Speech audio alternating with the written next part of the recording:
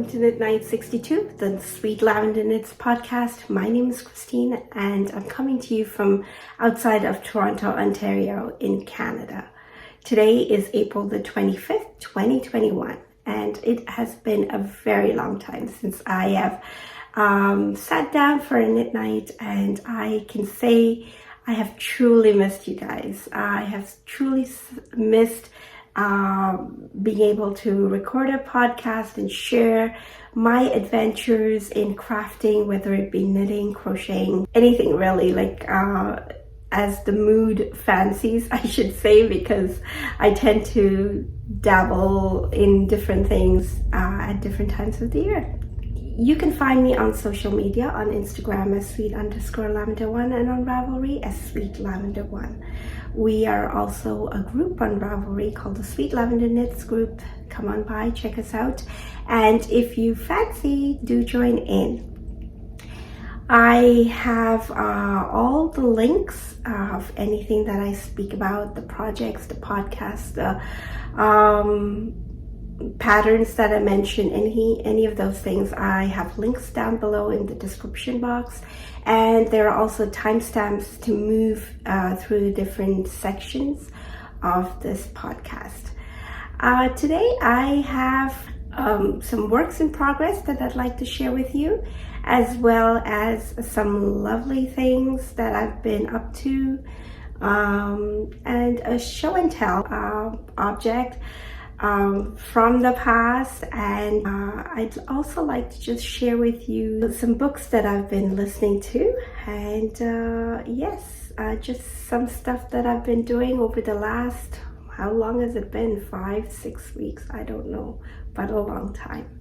So why don't you grab your needles, your favorite project, something nice to drink, and let's get started. So welcome if you are new, and welcome to those that are returning. Thank you so much for coming by and joining in my knit night. Today I have in my cup tea from Pukka, and it's a lemon, ginger, and manuka honey, as you would have probably seen in the intro. I love it. It has a very slight, you can taste all of that. Like, you can taste the lemon, you can taste the ginger, and it comes through very slowly. The ginger after the lemon, which is really nice. I am going to be sipping on my tea quite often today.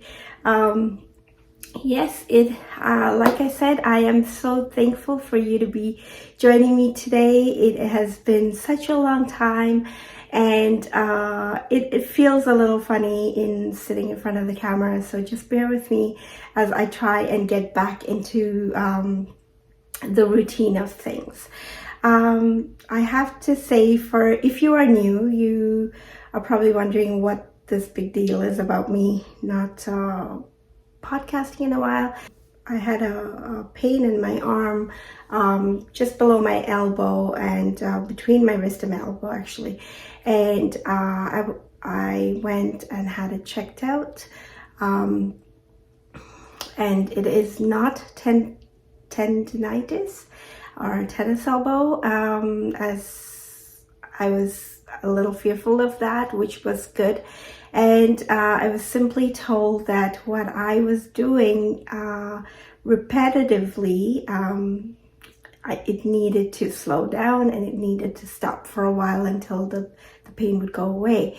And so for 2 weeks, I think I did not pick up any crafting, and after that I slowly eased myself into it, maybe a day here and then a rest and another day, for just about not even 20 minutes, so a little less than that, just because I was itching to do something, and it was really, really hard. I think more than anything it was just a mental fatigue in not being able to craft, and as a crafter you probably will understand how that feels.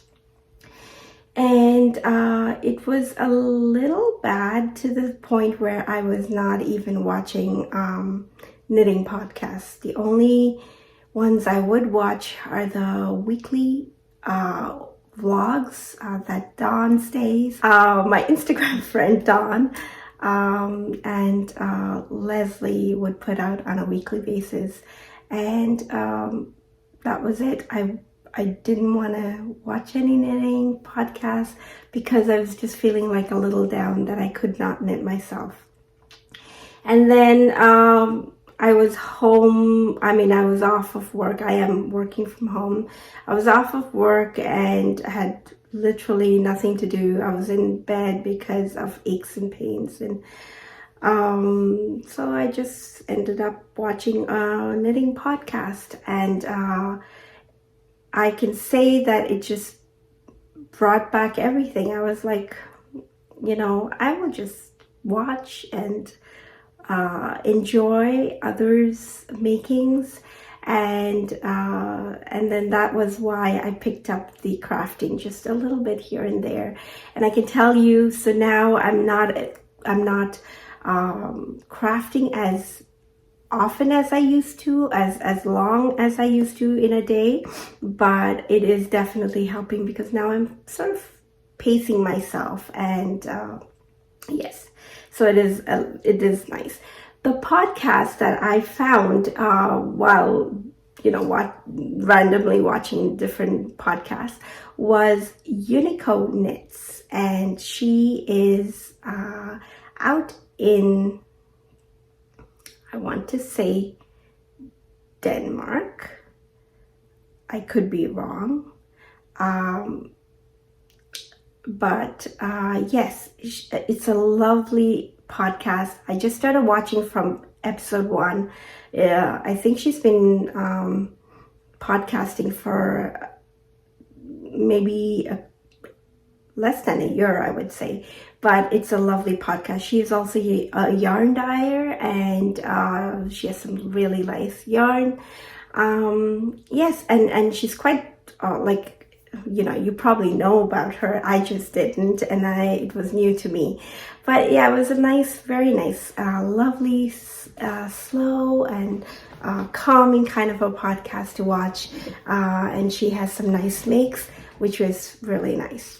As far as COVID and the situation here, I have to say that it's not been very pleasant. We have been into another lockdown, and schools have now been closed. The bricks and mortar schools have been closed, and kids are just doing online. In Ontario, I think, or maybe, well, definitely in our district, in our region. And I don't know what more to say about it. And the weather has just been a roller coaster, up and down, and it's just spring is definitely in the air. Some days are just too warm to be called spring, and other days, and then just day before we had snow, so which didn't last overnight, but it was there. It made its appearance, and it reminded us that we are in Canada, and even though it could be spring, it's not really spring until it's summer. So yeah, it's just one of those things. So that is what I've been doing over the past 2 weeks. I've just been pacing myself and coming back into it. But thank you all for your lovely comments, your lovely messages that you sent me. So many of you sent me messages either on YouTube or Instagram, on Ravelry, asking how I was doing. That you hadn't seen me for a while and hoping that I was okay. And I got, I won't mention the names just because I haven't asked permission, but there was someone who was sending me exercises I could do for my wrist, and different videos I can watch to do those exercises. There was somebody else offering to send me these icy hot and cold patches to ease the pain. And you know who you are. Thank you for even mentioning that, because that's exactly what I did, is went on Amazon and ordered it, and it did definitely ease the pain. And it seemed like it was just because I was straining it, and that's what it was, and I just needed to slow down. So that definitely did help. The exercises helped as well. I was wearing a wrist, it's like from the wrist all the way down to here, a brace, and that helped as well. So thank you all for it, for the lovely, it just felt so nice, like I can't put into words how I felt. It was almost surreal, just because I've never met any of you in person, and yet there was so much love and just the concern, and just even a message to say how you're doing, and that was just very touching. It was very touching. So thank you very much.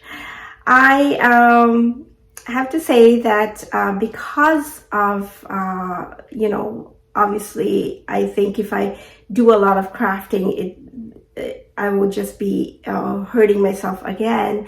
And so I just need to take a little bit, I need to take it a little bit slower.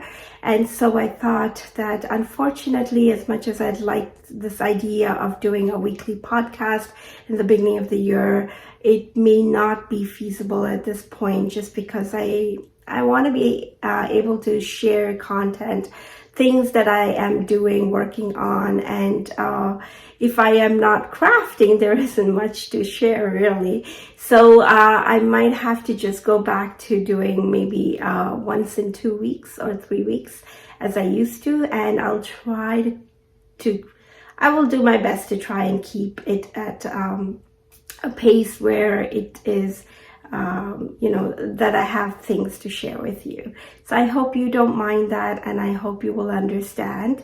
But I really thank you all for just being there. And just before I started to record, it's been so long, right? And I've had a few new subscribers since my last podcast. So I was feeling really bad, and I said, you know what, I want to try and come on to say at least a hi, hello, and this is what's happening. But like I said, it just felt awkward after a while, so I didn't know what to say, and but here I am. So let's plot on with it, and hopefully you will mind all of the different this might seem a little bit disconnected, this podcast episode, but I hope you won't mind it too much. I just need to get back into the rhythm of it. Moving on to show and tell. So this is a segment that I recently started, and it is just to share or document some of the older makes and things that I've had for a very long time that might have another use after a while, or it's just not been used in a long time. And so I just wanted to document it by sharing with you. An object that I have today is a baby blanket, and I can't hold it all up, but I will just show you in part, I guess, and it is quite wide, and as you can see, it started to get slightly yellowed now, because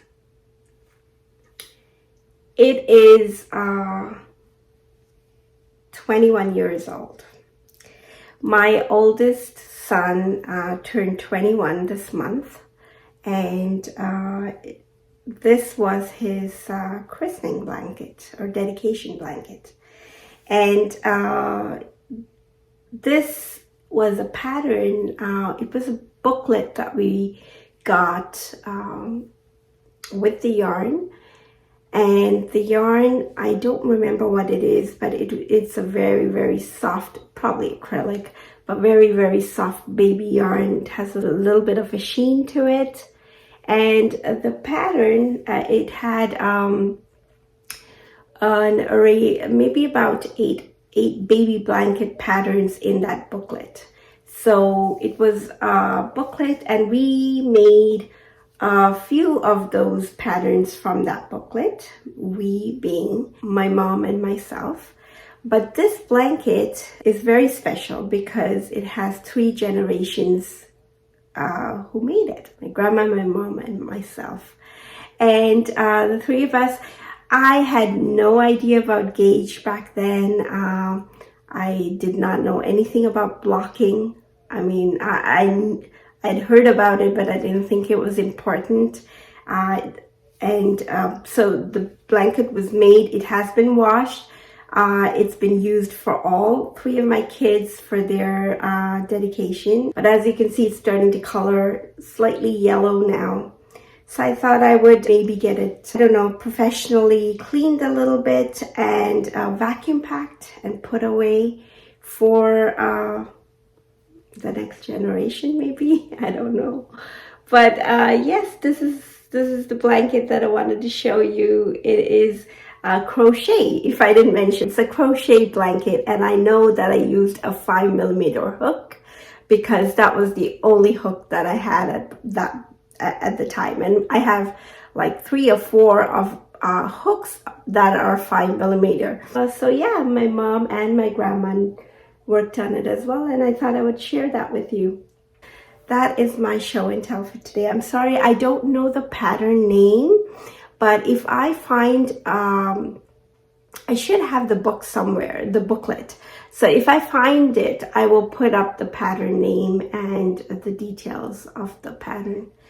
Moving on to works in progress, and I'm just gonna reach down and get my first work in progress. So this is one that you've seen probably even in the last podcast. I can't even remember what I showed you the last time, but my Elton. So as you can see, no needles on it. I have now finished the body. This is where I was the last time I showed you, and I made a few more stripes, and I can tell you that I have not enjoyed it as much as I thought I would, maybe because it's taking me so long.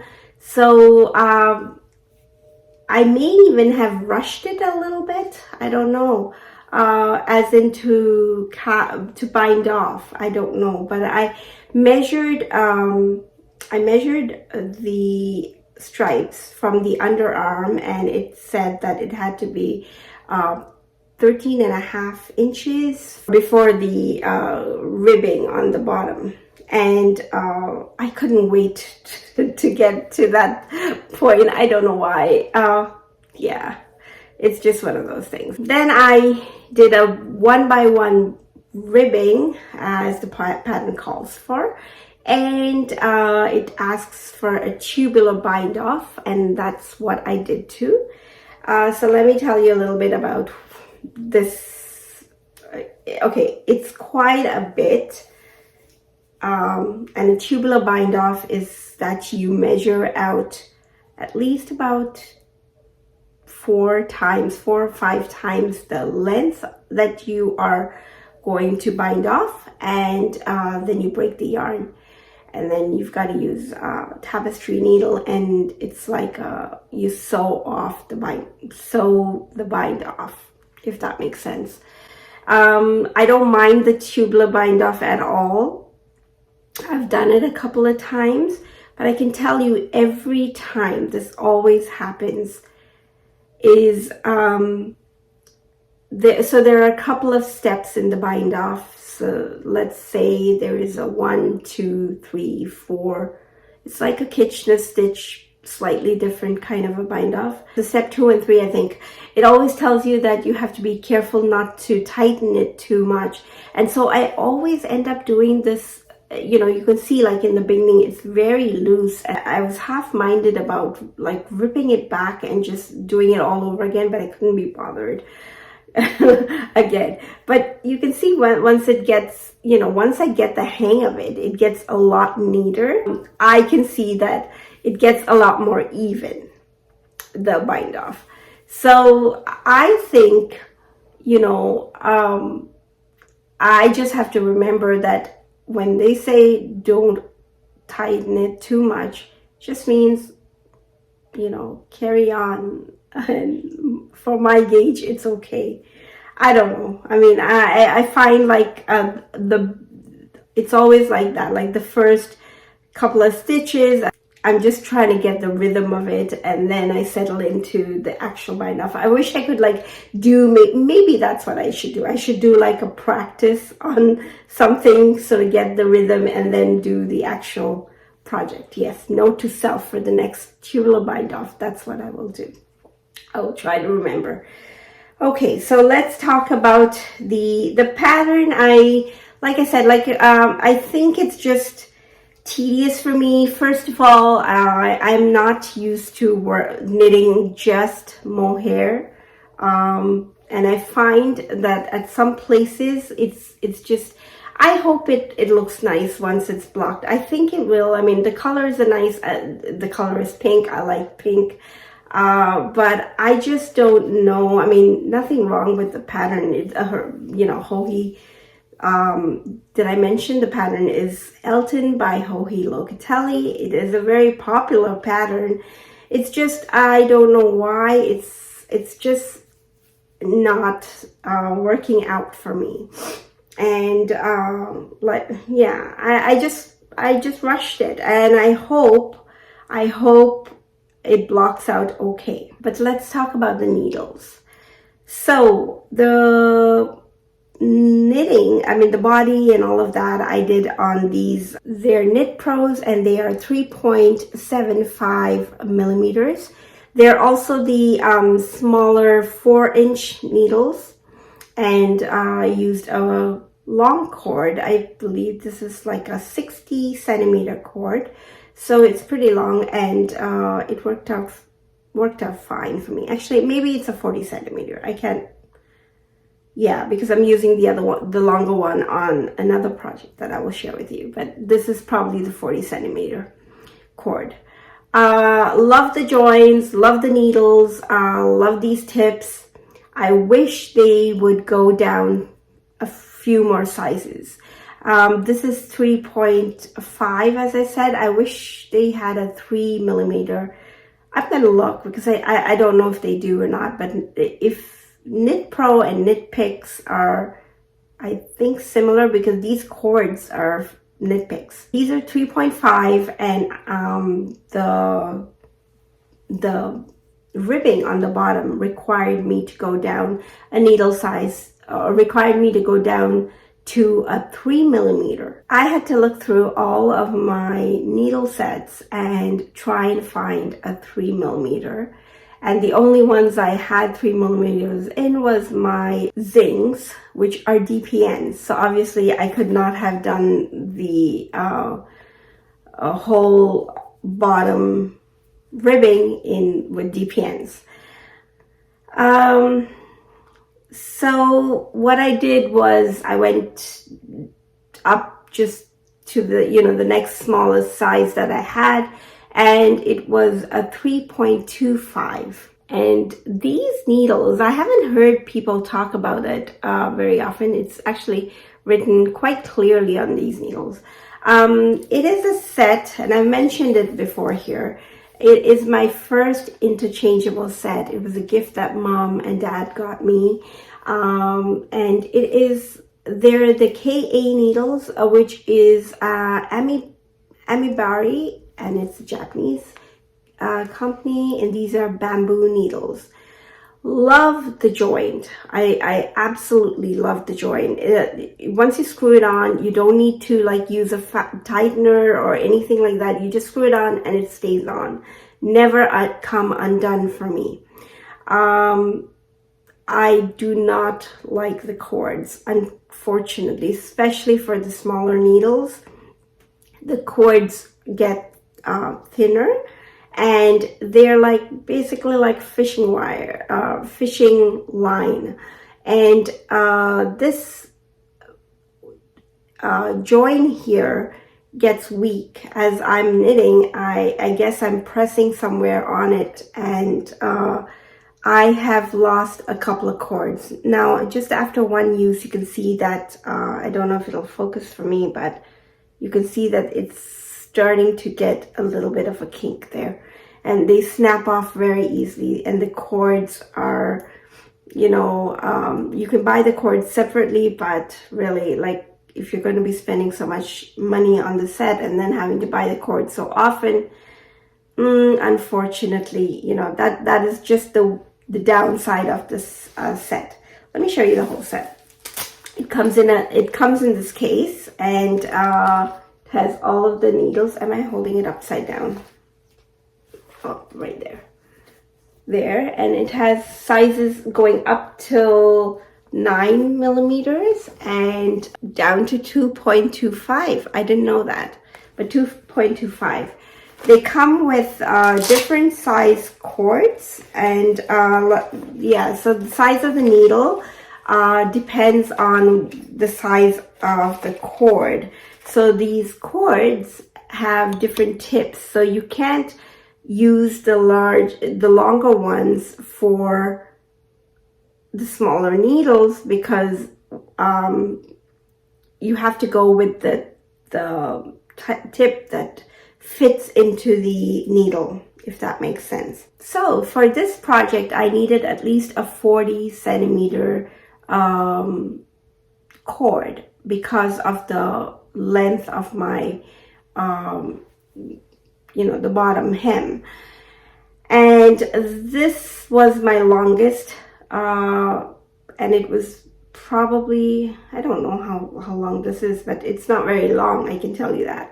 And so what I did is, for the very first time, and I know almost all the interchangeable sets come with these connectors, but I've never used them before, never had to, but never used them, and I would just opt to use a longer cord if I could.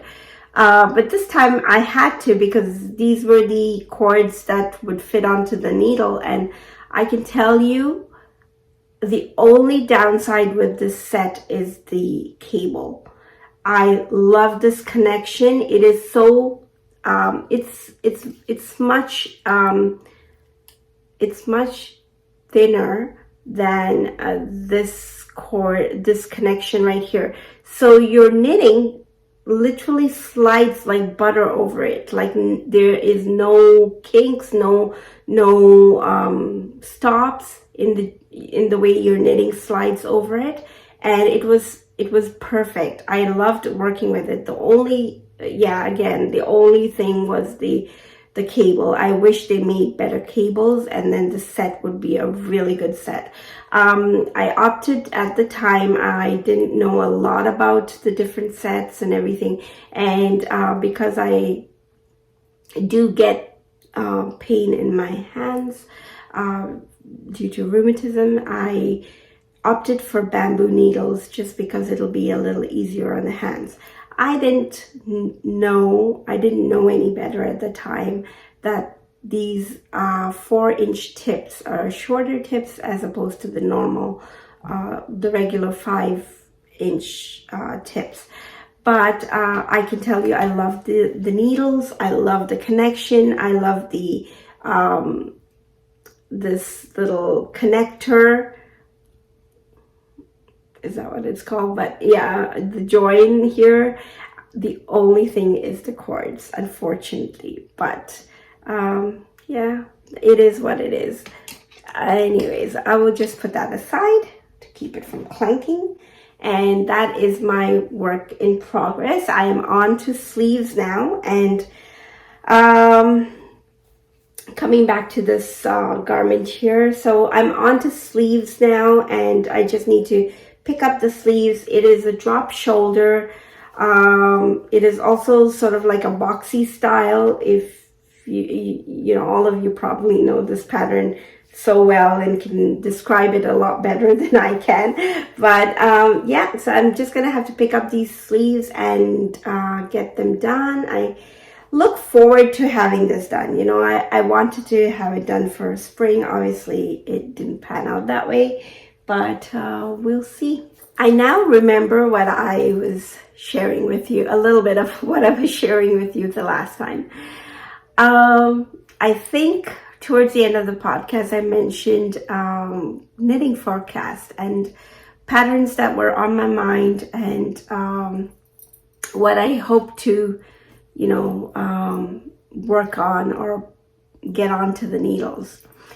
And I don't think I have ever jumped on something as quick as I did with this pattern. Let me tell you what the pattern is, but before that, let me show you this lovely bag that I'm holding. It is my Paris bag, and it is a lovely make that I picked up from Perlin of Planet Pearl web shop. And I can tell you, I love this bag. And like, I think I mentioned this when I got this bag, that I had a little key tag that I had picked up while we were in Paris, that I was just, you know, waiting to use it at one of, you know, those things that you pick up like souvenirs. And so I just hang it onto the cord here with a little stitch marker that I would need to work on it. And it is a lovely bag. And it's a lovely, I would say like a lovely sock project bag, but for now it's housing this project and it is perfect for this as well. I forgot to show you there. She also gave me this lovely pin of a little sheep, and it's an enamel pin and it's very, very cute. Thank you, Perlin, for that. Okay, so here is the pattern. It is so the pattern that I'm talking about is the Painting Honeycombs Shawl by Stephen West. It is my very, very first Stephen West pattern that I am knitting. Yes, his patterns are very popular. He's a great designer, very creative, but I've just felt like it's a little out there for me, and I've not been able to, you know, think of colors that I could fit in those patterns. The Daughter Rays was, I believe, the first pattern I noticed of his that I loved, but I have not knitted till this day. It's just because I keep thinking that there is, you know, I just don't know which colors to use. Basically, that's what the problem is.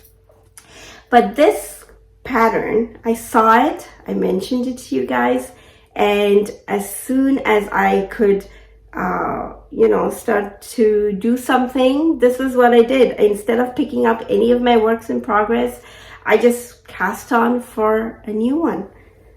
We do that sometimes, don't we? So this is what I am.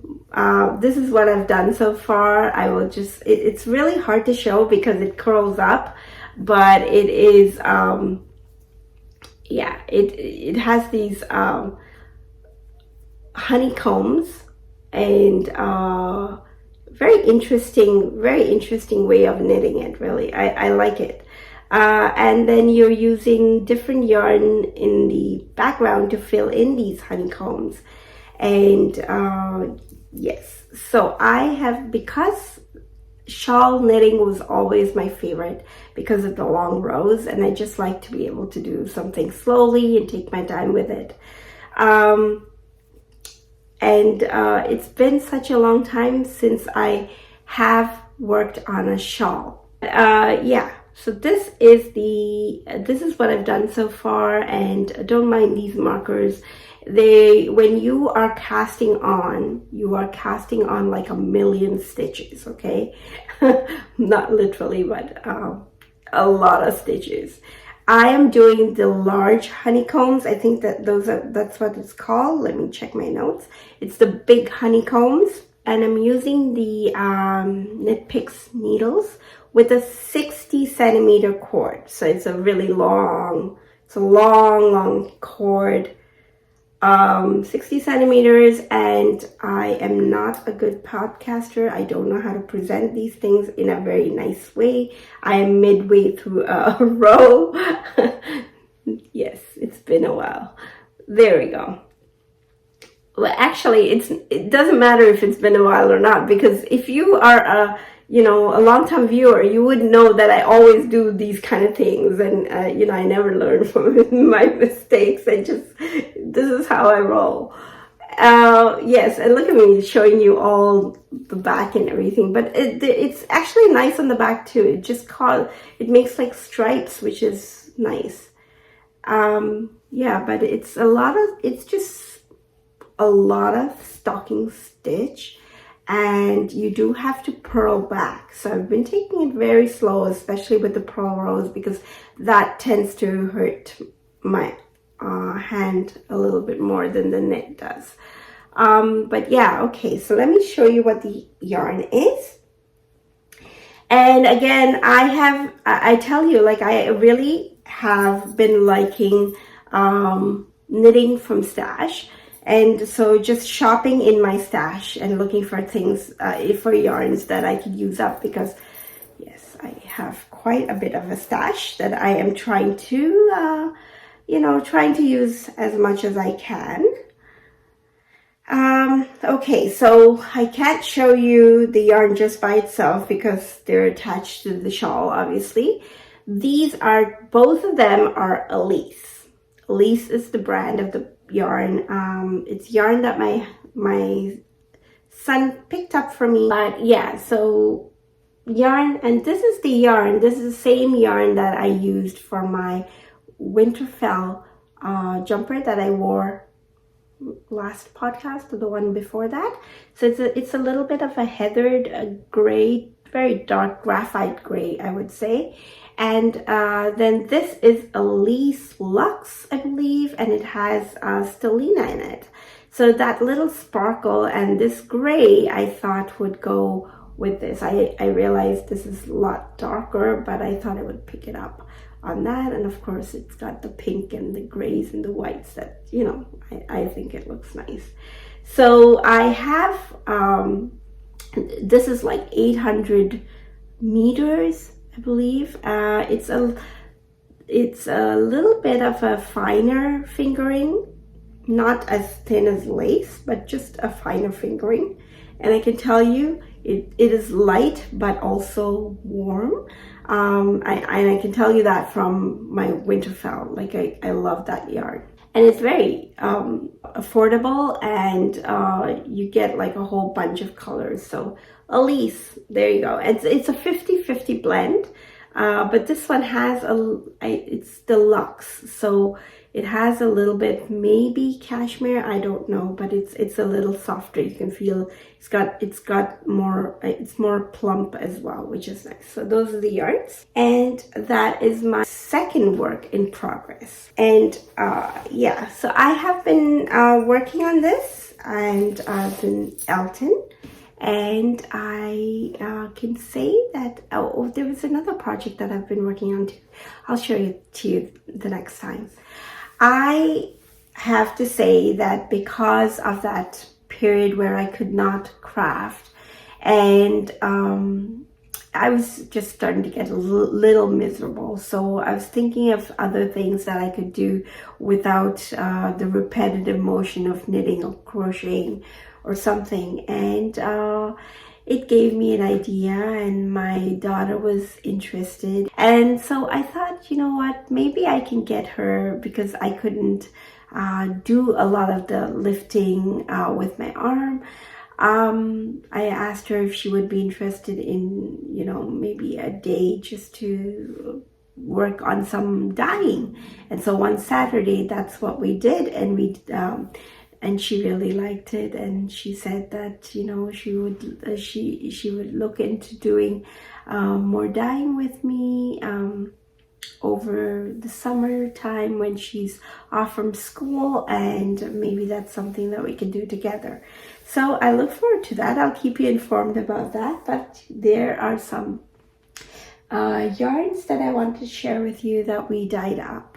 So I'm trying to, if I mentioned before, and I'm sorry I'm repeating myself, but I use a crock pot or a slow cooker to dye my yarns, and I can fit only about two skeins comfortably in the crock pot at the same time. Yes, so we dyed up different batches, and I tried to do different methods that I hadn't tried before, and I can tell you most of my inspiration came from Kay of the Bakery Bears. She did like a yarn dyeing series, about 3 or maybe 5 different episodes, and so I tried different things, not exactly to what she was saying, but sort of took inspiration from that and tried working on some colors that I'd like for myself. So this is one where I started off with so this is because I'm still trying to figure out how it's how the colors work with each other, and how the method works out. So this is one where I started off with color in mind, and then changed my mind on it. So these two skeins I actually dyed together, and this one, so I dyed them together, and this is what I was going for. And I was able to achieve it on one of the skeins, but because there isn't enough surface area in the crock pot, the second skein didn't come out exactly the way I wanted. So I just over dyed it with another color, and now they look like two completely different skeins.